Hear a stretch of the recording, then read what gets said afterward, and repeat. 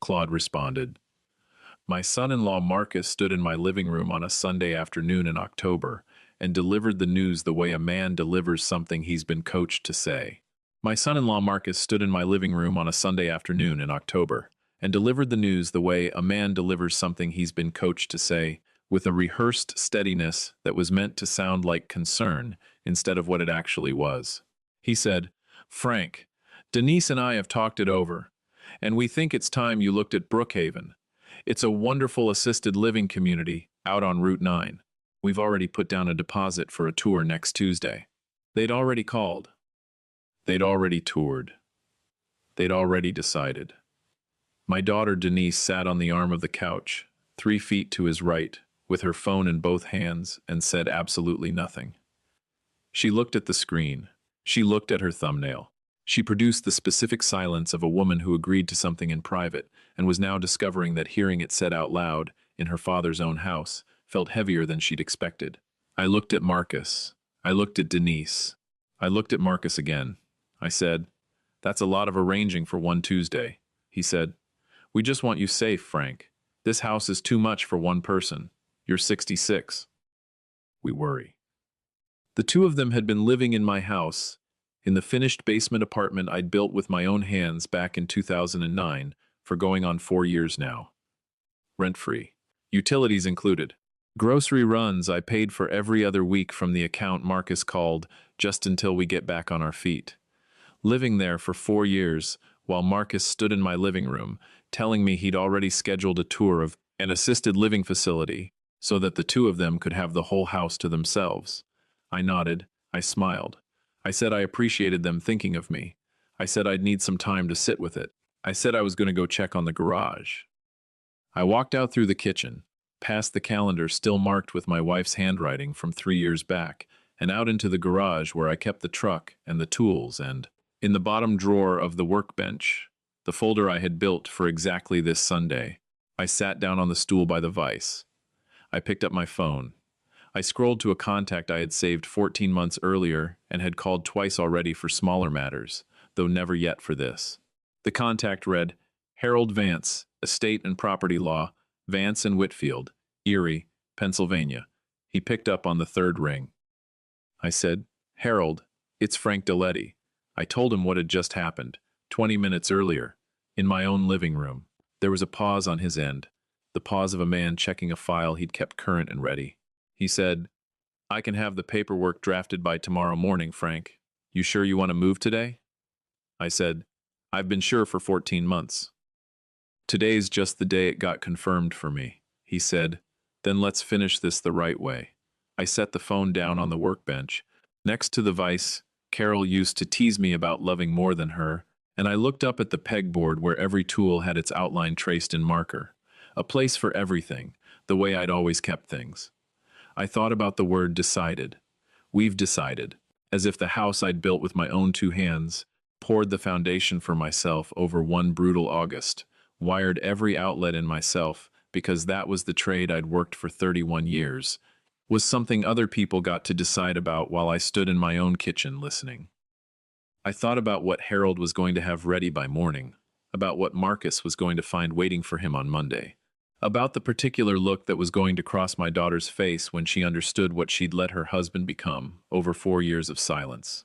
I had been waiting for this Sunday for 14 months. I hadn't known it would be October. I hadn't known Marcus would say it standing up instead of sitting down, hadn't known Denise would stare at her phone instead of at me, but I had known it was coming, and I had built something for it. My name is Frank Doletti. I am 66 years old. I live in a town called Millbrook, 20 minutes outside Erie, Pennsylvania, in a house I built myself in 1988 on a lot my father-in-law sold me for $1 because he liked the way I treated his daughter. And what my daughter and her husband did not know, standing in my living room talking about Brookhaven and Route 9, was that the house they were planning their whole future inside of had not belonged to me. Not really, not on paper, for over a year. They thought they were managing my exit. What they didn't know yet was that I had already managed theirs. Welcome back to the channel, family. Drop your city in the comments below. I read every one of them, and let's get into this story together.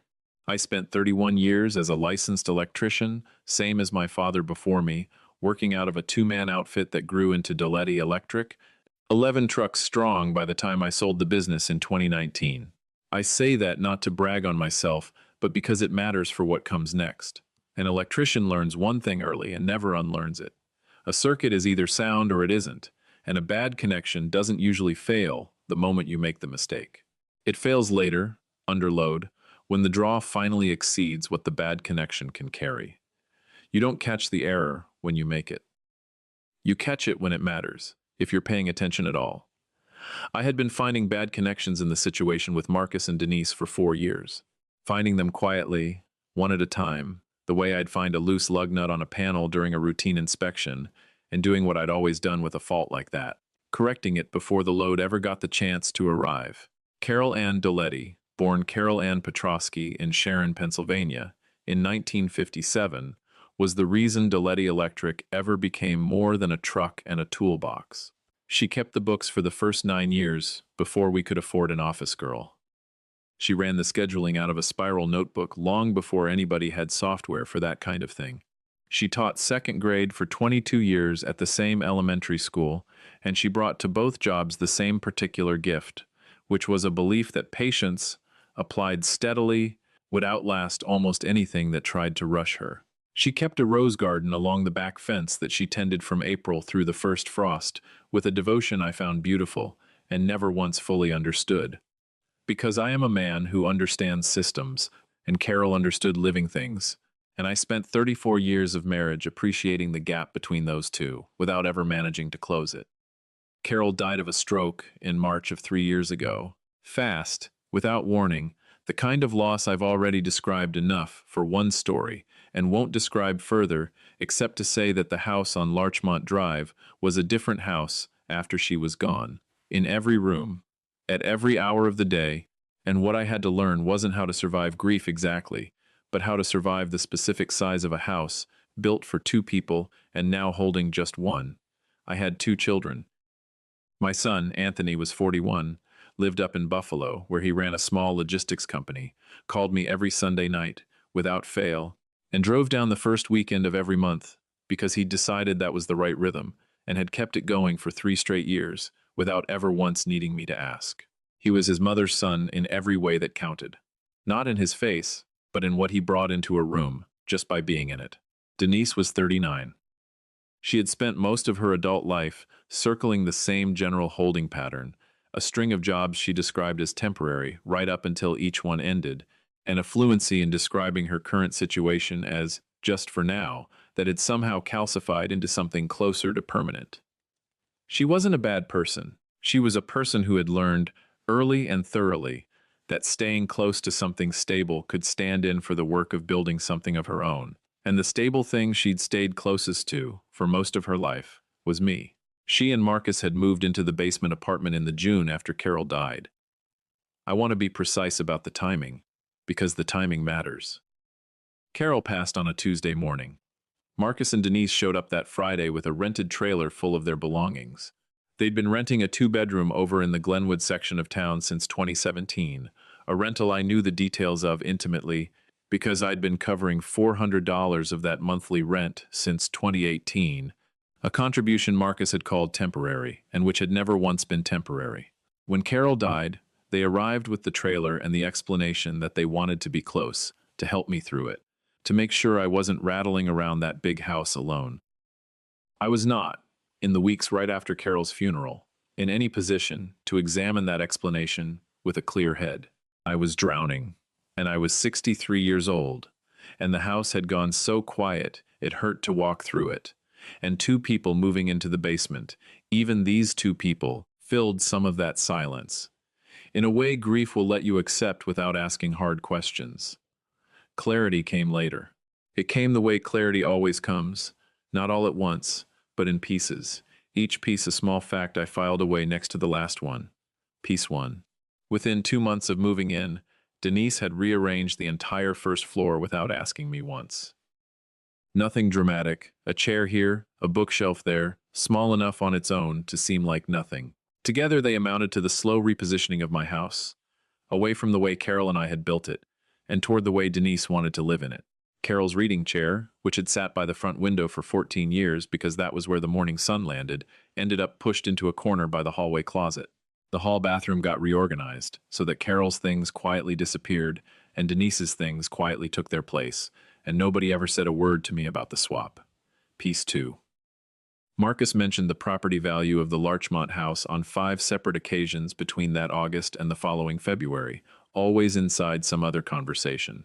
A neighbor selling, a news story about interest rates, one that was probably genuinely incidental, and I might have let the whole thing go if there hadn't already been a first and a second and a third. The 5th time, he asked me straight out, framed as simple curiosity, whether I'd updated the homeowner's policy to reflect what the house was worth now. 5 times in 6 months, I noted every one. Piece 3. That spring, Denise mentioned at dinner, looking down at her plate, the way you look down when you're finally saying something you've been sitting on, that the upstairs situation might work better if the rooms got reshuffled a little.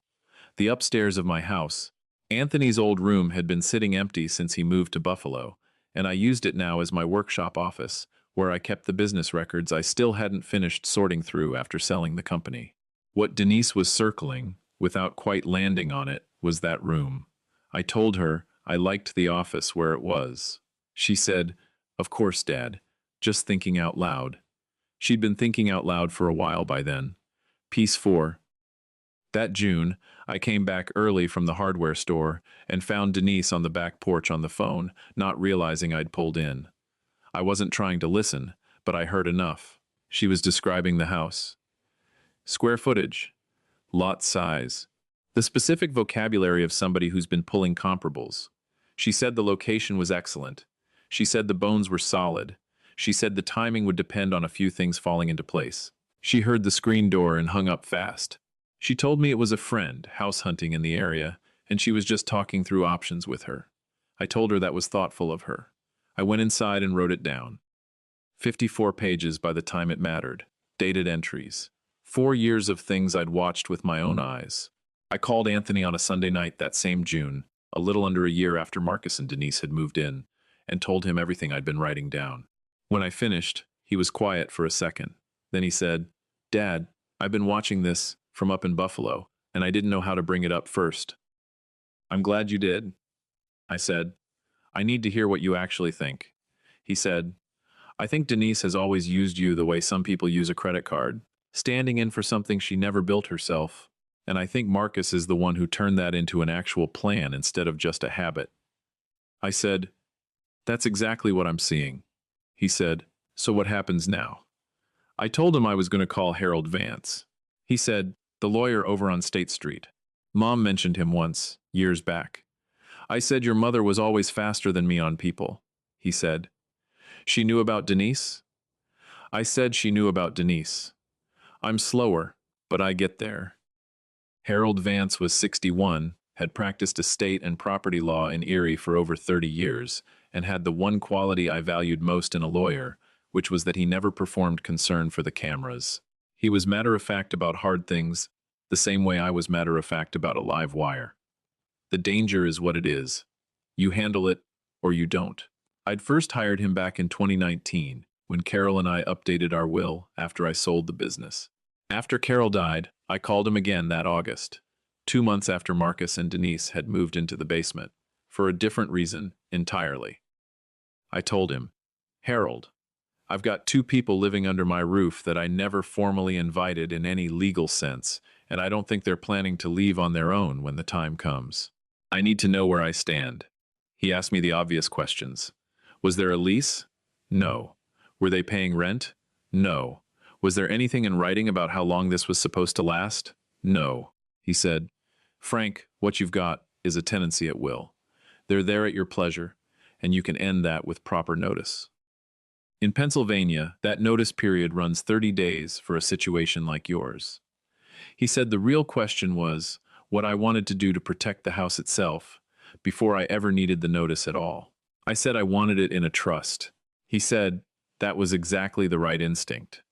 A revocable living trust, me as trustee, Anthony as successor trustee, would do 2 things at once. It would take the house out of my personal estate for the purposes of any future dispute, and it would make it plain to anybody looking that decisions about that house belong to the trust, not to whoever happened to be living inside it. I asked how long the paperwork would take. He said 6 weeks, maybe 8, plus updating the deed. I told him to start. The Frank J. Doletti Family Trust was signed in September of that year. The Larchmont Drive property was transferred into it that October. Anthony was named successor trustee.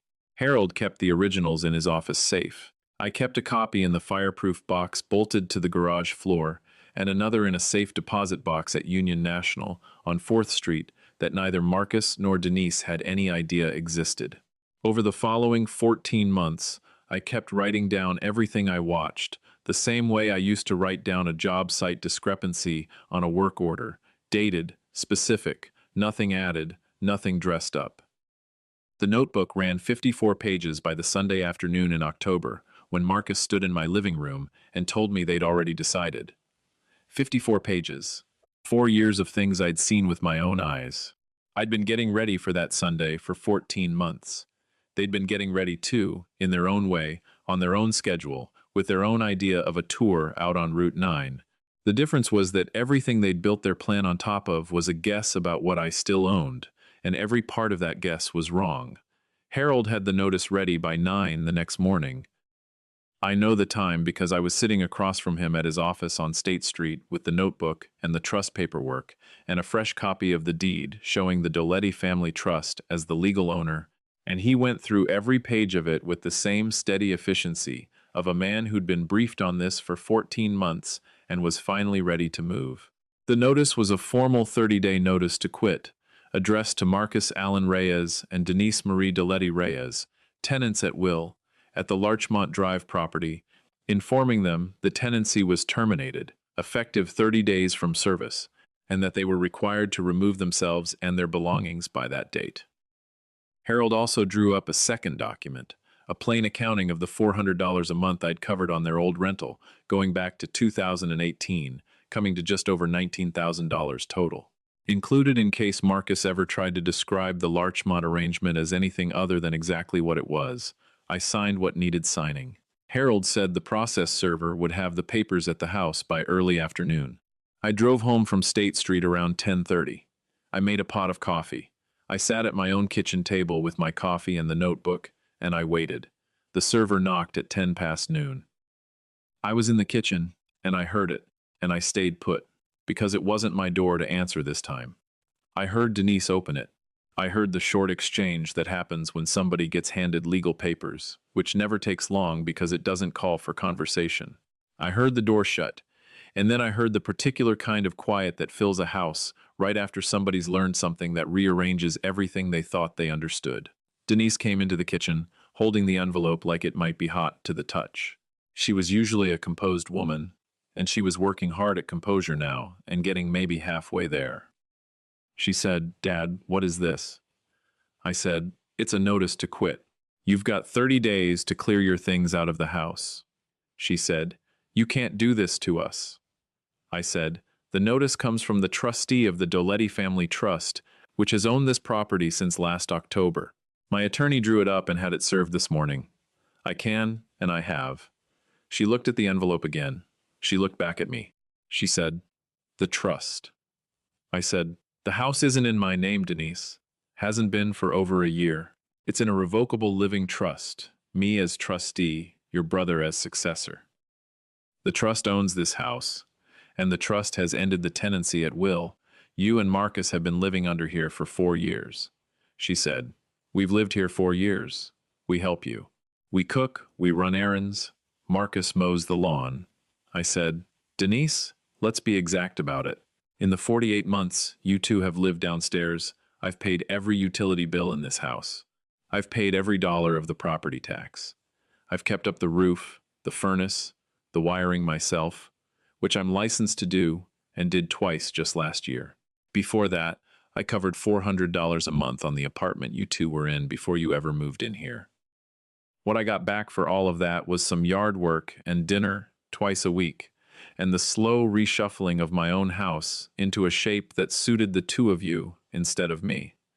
That isn't help. That's an arrangement, and as of this morning, it's over. Her voice went sharp then. You can't just throw us out on the street. I said, the notice has been served. You've got 30 days. I'd spend them wisely. She left the kitchen. I heard her go down to the basement. I heard the low, fast rhythm of a conversation moving quicker than the walls could hold back. I finished my coffee. I poured another cup. I sat with the notebook open to the last entry, the one from the night before that started Sunday, October the 6th. Marcus delivered the Brookhaven announcement in the living room at 4:40 in the afternoon, Denise present, silent throughout. I wrote down what had just happened and closed the book. Marcus came upstairs about 15 minutes after Denise had gone down, walked into the kitchen holding the notice, wearing the look of a man who'd just spent 15 minutes listening to someone more panicked than he was and had caught some of that panic without knowing yet what to do with it. He said, Frank. I said, Marcus. He said, you're evicting us. I said, the trust is ending the tenancy. Because of yesterday, I said. Because of 14 months of getting ready for yesterday. Yesterday just confirmed it. It wasn't the reason. He sat down across from me. He set the notice on the table between us and looked at it the way a man looks at a document, hoping the words might rearrange themselves into something more forgiving than what they actually said. He said, we were trying to help you, Frank. I said, Marcus, I'm going to say this plainly. What you told me yesterday, in my own living room, was that you and Denise had already decided I was moving into an assisted living facility. You'd already toured it. You'd already booked it. You didn't ask me a single question. You announced a decision about my own house and my own life, like it was yours to make. He said, we're worried about you living alone. I said, I know that's what you tell yourself it is. Let me tell you something about this house. Last October, I put this property into a trust. You want to know why I did that? He didn't answer. I said, because of a phone call I overheard you having on this back porch 2 months after you moved in. You were talking about the long-term picture for this place. I don't know who you were talking to. I know exactly what you said, and I know the last 4 years have lined up with it every step of the way. He said, that's not what that was, Frank. I said, Marcus, I spent 31 years reading a voltmeter for a living. A voltmeter doesn't care what you meant. It shows you what's actually there. I've got 54 pages of dated readings on this situation. I'm not interested in a different story about them. He went quiet for a long stretch, long enough that the kitchen settled into the particular stillness it gets once 2 people have finally said what needed saying and the air is still catching up. He said, where are we supposed to go? I said, that's the first real question you've asked me in about 4 years, and I'm glad you're finally asking it. You've got 30 days.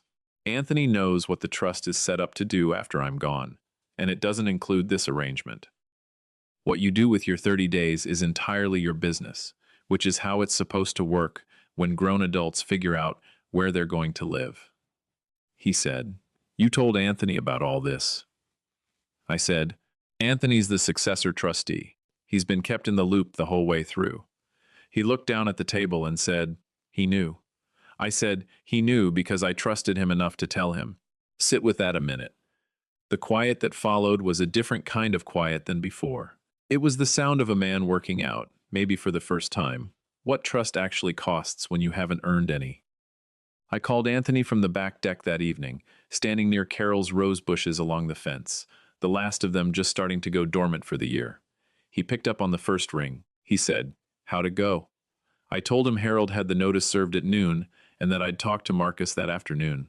He asked how Marcus took it. I said he's working through it. Denise is reacting more than absorbing, which tracks with everything I've watched for 4 years. He was quiet a second. Then he said, you doing okay, Dad? I said, I think so. What I'm feeling isn't really anger.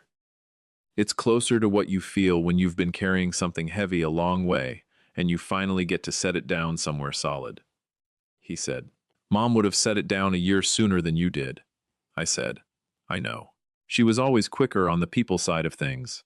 I get there eventually. He said, you got there. I said, I got there. He asked about the roses. I told him they were about done for the season. He asked if I was going to try the trellis Carol had sketched out in one of her notebooks. I said I was thinking about it come spring. We talked another 20 minutes about nothing to do with Marcus or Denise or 30-day notices at all, and when we hung up, I stood out there a while longer in the cooling October air and watched a pair of cardinals land on the fence rail at the far end of the yard. Carol had loved cardinals in that particular way that wasn't performed for anybody, the kind that stopped her mid-sentence and made her point without a word. We'd kept a feeder out there for going on 18 years because of her, and I'd kept it filled every single season since she died. The birds sat there a good while before they flew off together. I went back inside and made dinner for one, same as I'd been doing every night since March, 3 years back, since Marcus and Denise had never once cooked for me in 4 years, despite what Denise had said in that kitchen. I made what Carol used to make on cold nights, a pork roast with apples and rosemary that I'd learned by watching her do it so many times. I didn't need to measure anything anymore. I ate at the table. I read for a while. I went to bed around 10. Marcus and Denise were out of the house in 19 days, 11 days ahead of the deadline. I believe the early move was because of a conversation with a lawyer of their own, one who confirmed everything Harold's notice already said, and told them plainly that the trust was airtight and their standing as tenants at will was exactly what it appeared to be. Whatever the reason, 19 days after that Sunday in October, when Marcus stood in my living room and told me they'd already decided, the two of them were loading the last of a rented truck on a Saturday morning in early November. I was out in the garage when they left. I didn't plan my absence to make a statement.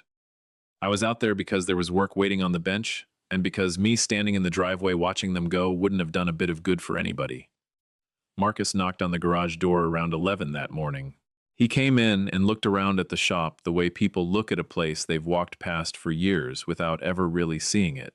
He said, "I wanted to say something before we go." I told him to go ahead. He said, "I knew what we were doing wasn't right, Frank. I couldn't tell you exactly when I knew it, but I knew before Sunday. I think I knew for a long while, and I let Denise be the one to carry it because that was easier than being the one to stop it." I said, "That's an honest thing to say." He said, "I'm sorry." I said, "I believe you are. What happens next for either one of us is something we'll work out as we go. I'm not shutting a door on you, Marcus. I'm closing out an arrangement that quit working a long time ago." He said, "That's a very you way to put it." I said, "I'm a very me kind of person." He almost smiled at that. He put his hand out and I shook it, which wasn't nothing, and wasn't everything, and was about all the moment had room for. He walked back toward the front of the house. I heard the truck doors shut. I heard the engine turn over. I heard it pull out and go. I stood in the garage a while longer in the smell of sawdust and machine oil, in the particular quiet of a space where I'd spent 31 years doing the kind of work that teaches a man how systems are built to last, if you build them right the first time. I repainted the kitchen that December, not because there was a single thing wrong with the paint, but because I wanted the room to feel like mine again, in every way a room can feel like something, and paint turned out to be one honest way to get there. I picked a shade close to what Carol had chosen back when we first built the place, a soft sage green that the morning light turned almost silver on clear days. Anthony came down the weekend I finished it, and we stood in the doorway looking at it together on a Sunday afternoon, and he said, "Mom would have liked this." I told him she'd pick something close to it the first time around. He said, "I know, I found it in one of her notebooks." Carol had kept notebooks for everything: the garden, the kitchen, every project we ever took on, the family, the things she didn't want to lose track of. Anthony had been going through them slowly in the months since the trust had gone through, and in one dated from 6 years before she died, in the kitchen notebook, he'd found an entry he photographed and sent me that November. It read, "If Marcus and Denise ever push Frank out of his own kitchen, the sage green needs to come back first. That room is the one that still feels like both of us." She'd known, written it down 6 years before she passed, and been right about the timing and right about the color and right about exactly what needed to come home first. I set the photograph of her handwriting into the frame on the kitchen windowsill that used to hold a school photo of Marcus and Denise's daughter. The picture of Carol's handwriting sits there now, in the sage green kitchen, in the morning light that turns it silver.